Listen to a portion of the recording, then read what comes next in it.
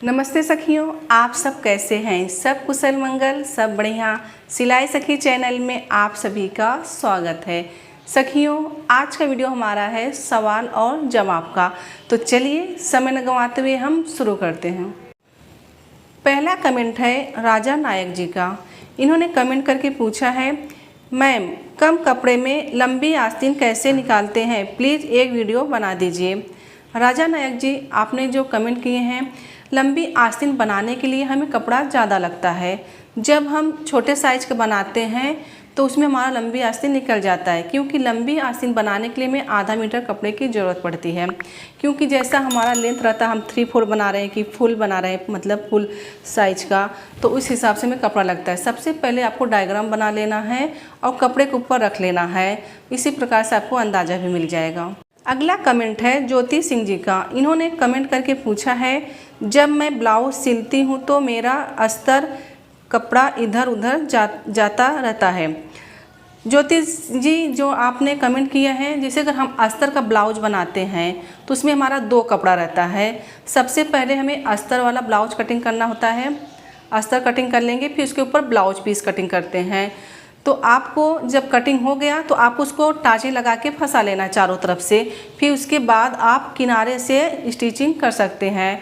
और दूसरी बात है, नहीं तो आप कच्चा कर लीजिए।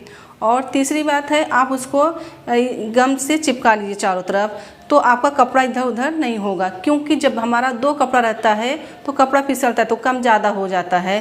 तो आपको इस तरह से इस्तेमाल करना है टाचनी का, या आप गम लगा के चिपका लीजिए, या तो कच्चा कर लीजिए।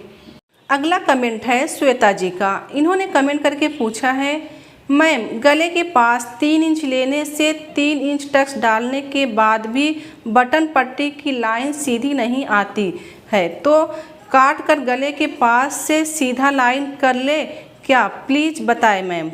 श्वेता जी ने जो कमेंट किए हैं वो मद्रास कट ब्लाउज है।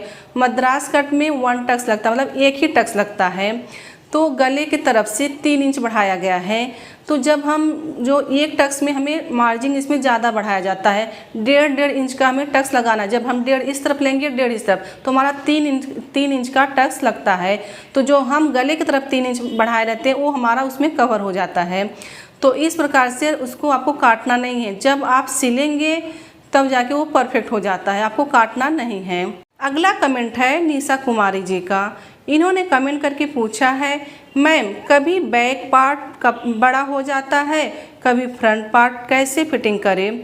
निशा जी, आपने जो कमेंट किए हैं, तो सबसे पहले आपको डायग्राम बनाना है। डायग्राम बनाने के बाद आपको बैक पार्ट और फ्रंट पार्ट दोनों साइड का देखना है, परफेक्ट है कि नहीं। और हाँ, जो हम टक्स वक्स लगाते हैं तो उसका जितना मार्जिन बढ़ाते हैं उतना हम दबा देते हैं। तो इसका वैसे आपको सिलने से पहले आपको डायग्राम चेक कर लेना है, तो आपका कपड़ा कभी बड़ा छोटा नहीं होगा, ना आगे का ना पीछे का।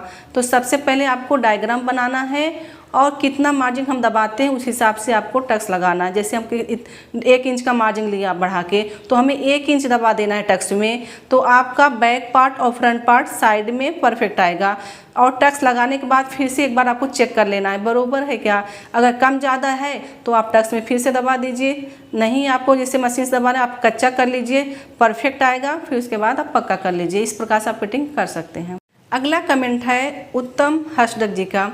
इन्होंने कमेंट किया है, मेरा भी एक वीडियो बनाए। उत्तम जी, बहुत बहुत धन्यवाद जो आपने हमसे प्रोडक्ट मंगाए। तो उत्तम जी, आपका जो प्रोडक्ट था, जो आपने ऑर्डर किया था, डबल कटोरी ब्लाउज का और गले का डिजाइन, तो जो आपका कटोरी ब्लाउज का सेट था वो 28 से 42 और गले का 45 डिजाइन। तो उत्तम जी, आपने COD किया था। आप हैं आसाम से, तो आसाम में जो हमारा प्रोडक्ट जाता है 8 से 10 दिन लगता है। तो ये जो आप पिक्चर साइड में देख रहे हैं, इस तरह से आपका ये पैकेज तैयार हो गया है।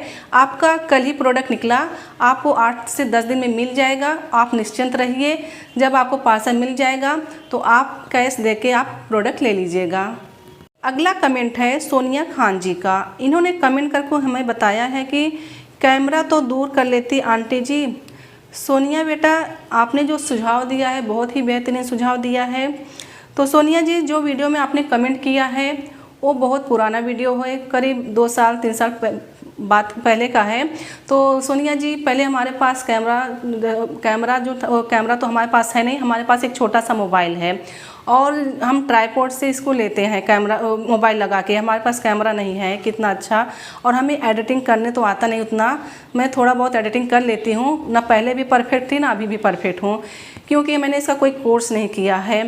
और हाँ सोनिया जी, आप हमें थोड़ा टिप्स बता दीजिए कि हमें कैमरा को कितना दूर पर रखना चाहिए, कैसे रखना चाहिए। जब भी आप कमेंट कीजिएगा 2-4 टिप्स हमें दे दीजिएगा, मुझे बहुत खुशी होगी। अगला कमेंट है रेनू सैनी जी का। इन्होंने कमेंट किया है, मैं मेरे आर्मोल में गोलाई ब्लाउज में 6.5 इंच है, चेस्ट 32 है, तो मेरा 5 इंच शोल्डर और 5 आर्मोल लिया है, तो सही है क्या?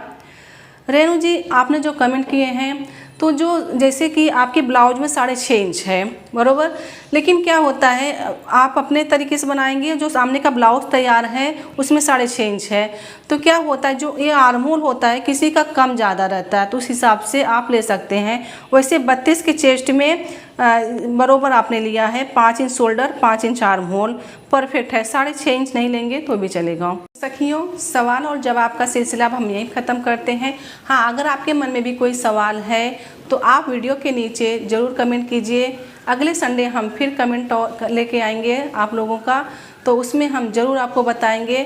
तो सखियों, आज का वीडियो हम यहीं ख़त्म करते हैं। समझिए, सीखिए, सफल बने। मिलते हैं अगले क्लास में।